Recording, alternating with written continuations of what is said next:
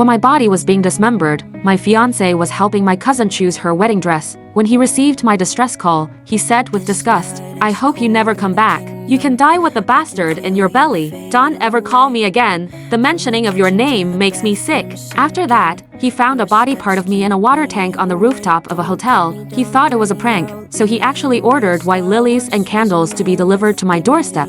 Only when he found my head buried in the grass under his feet on the day of our wedding did he realize that it wasn't a prank. After I died, my soul floated in midair. I looked as if my body was being dismembered into countless pieces. The phone to the side with a shattered screen still showed me and Jack Spencer's engagement photo. Right now, he was helping his childhood sweetheart choose her wedding dress, and Reynolds wrapped her arms around Jack's coquettishly. "Jack, what if something really happened to Laura? I don't want the two of you to have an argument because of me." Jack's face darkened. What could possibly happen to her? She cheated on me and then caused your parents' death. Someone like her deserves to die and her body dismembered. At the mention of her parents, and immediately began crying in Jack's arms. As for me, I could only watch as my fiance pulled my cousin into a tight embrace. There was nothing I could do. I wanted to explain things to my fiance, but I couldn't. When my aunt and uncle picked me up from school, we got involved in a car crash. I became the only survivor. My cousin, Anna, became an orphan and began living at my house. From that day onwards, Jack never even looked at me. He would have me go out at 3 o'clock in the morning in my pajamas to get something to eat for Anna. He would also force me to pray for Anna so that she could have a better life.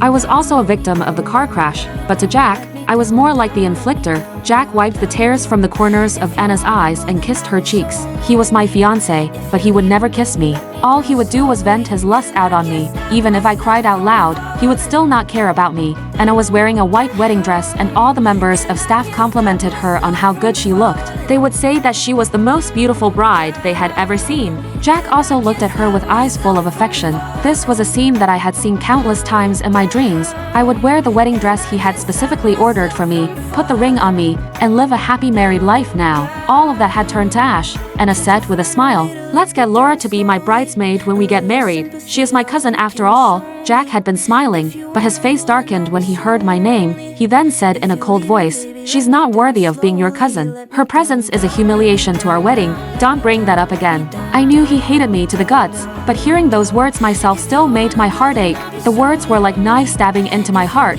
The pain was excruciating. "But Jack, you were the one who said that I was your perfect bride and the wife that you would spend the rest of your life with. Why did he suddenly change?" The next time he saw me was at the rooftop of a hotel. He stood by the water tank and looked at a part of my body with disgust. A perimeter was set and the putrefied arm attracted the attention of everyone present. Jack's name could be seen on the arm. I secretly tattooed his name on my arm when I had a crush on him when we were little. That was my arm. My heart skipped a beat and I became nervous as well. Would he recognize that the arm belonged to me? Would he realize that I had been murdered? But when I went to his side, I realized how wrong I had been. Is this one of Laura Walker's pranks? Is she trying to scare me with a broken arm? She really is willing to do anything to ruin our wedding. Jack punched the wall next to him.